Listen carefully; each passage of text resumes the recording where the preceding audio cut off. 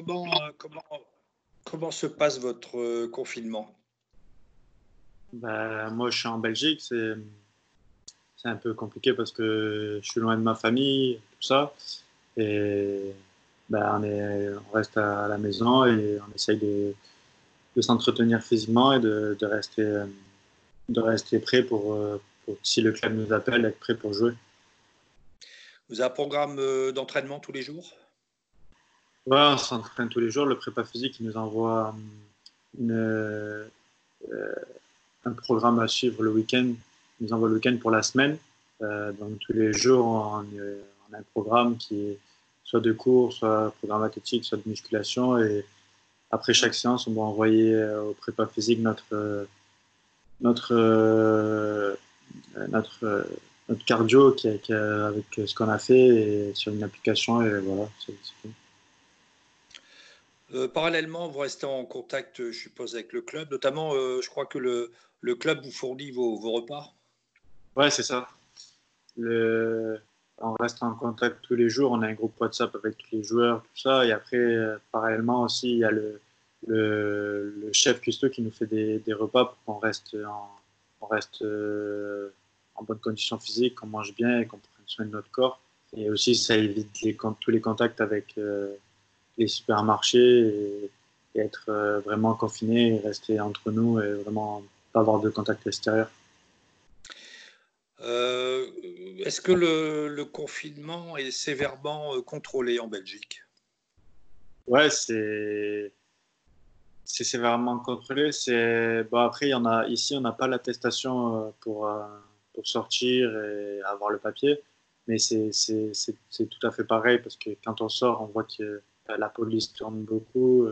On se fait arrêter quand on est plus de deux ou trois, plus de trois sur la voie publique. Donc, c'est vraiment pareil qu'en France. C'est vraiment, on reste confiné et on essaye de rester le plus possible chez nous pour que ça passe rapidement et qu'on rentre, on retrouve une vie normale le plus rapidement possible. Alors sur le plan sportif, on voit que vous êtes organisé avec le club, mais est-ce que du fait que vous êtes tout seul à Anvers, ce confinement n'est pas difficile à vivre sur le plan moral? Ouais, c'est un peu compliqué parce qu'on est loin de sa famille, on est loin de tout ça. Après, ça fait partie du métier aussi. C'est un peu la phase qu'on voit pas trop dans le foot, c'est qu'on est loin de notre famille et que dans ces périodes-là, c'est vraiment compliqué.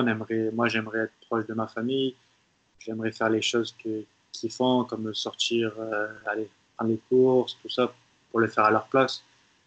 Et voilà, c'est une situation un peu compliquée à vivre, mais on essaye de rester en contact tous les jours avec notre famille, savoir comment ça va, et on espère que ça va vite se décanter pour pouvoir prendre une décision de rentrer chez nous ou rester ici pour avoir un objectif de match, un objectif de monter, et voilà. Vous restez qu'un match à disputer de toute façon. Ouais, c'est ça. Ben, là, en début de semaine, il y a eu une petite réunion avec euh, l'Assemblée belge et ils ont dit que les playoffs étaient annulés, c'était stoppé, donc il restait un match de championnat.